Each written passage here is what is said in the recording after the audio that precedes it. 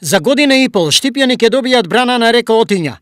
Ова денеска го обелодени штипскиот градоначалник Благој Бочварски. Очекувам дека во текот на оваа година би можело да започне изградбата на браната, но имаме и тендерски постапки, меѓународни веројатно ќе бидат заради големата сума на чинење на овој објект и сите тие рокови ќе бидат подолги. Доколку би започнало да се гради овој објект во ноември-декември би било нешто оптимистички предвидено од наша страна, но доколку не почетокот на наредната година, верувам дека е оптимално да започне да се гради. Во иднина, втората фаза, јас сакам да биде насочена со дополнително проектирање, кога ќе се изгради браната, да допроектираме оваа брана да има и енергетски употребна вредност. Практично да ја дадеме шанса за производство на електрична енергија, со што би се ставила во уште поволна позиција и за граѓаните и за градот, така што сама ќе се одржува и ќе произведува електрична енергија, но тоа е во втората фаза која што ја предвидуваме, инаку ќе биде наменета за спорт, рекреација, водата нема да биде наменета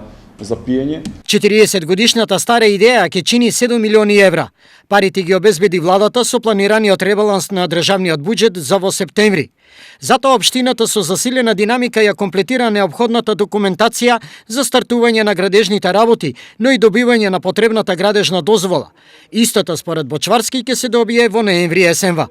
Ова, меѓу другото, градоначалникот го соопшти на денешната јавна расправа за реализација на овој несомнено капитален проект од интерес на штипјани. Граѓаните со предлози и проблеми настапија пред таткото на градот, тесно поврзани со браната на Отиња. Се слушна предлог граѓанско решение како идното езеро на Отиња може најбрзо да се наполни. Како да се реши проблемот со водата? Многу едноставно, многу брзо и многу ефтино. Каналот кој беше направен за наводнување на површините земјоделски во атарите на Арбаница, Козјак, Карвинци, Троинци и така натаму, требаше да излезе кај Мирјанина црква. Тоа е проектирање така и во него имаше вода. Стално имаше вода, додека една зима кај село Козјак каналот не се сруши. Од недоволно изгрбана е важно шо, се сруши каналот и така веќе до ден денес стои. Водата истечува во Козјачка река и меѓу таа вода да лаѓа кај нас, ќе имаме доволно води и за сите намери, а и за овој биолошки минимум. Освен предлози, се слушнаа и проблеми за оние чии куќи се во така наречената заштитна зона на браната. Како тие да го решат проблемот со канализациониот систем? Ќе мора да биде со препумпување.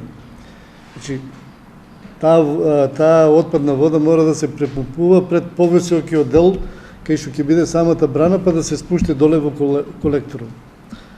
Значи, тие сега технички решенија сега во овај момент не се разработувани, бидејќи ние зборуваме за реализација на проект од една повисока вредност, а додека само за моментално сега се актуелни тие ваши 5 објекти. Ако натаму се створат многу повеќе, кај што ќе се јаве потреба од изградба на таква канализациона линија, ќе се исплатливост, ќе се праве сигурно некоја студија со која што водата, отпадната вода ќе се препумпува. Проектот брана на река Отиња ќе биде од типот земјени брани.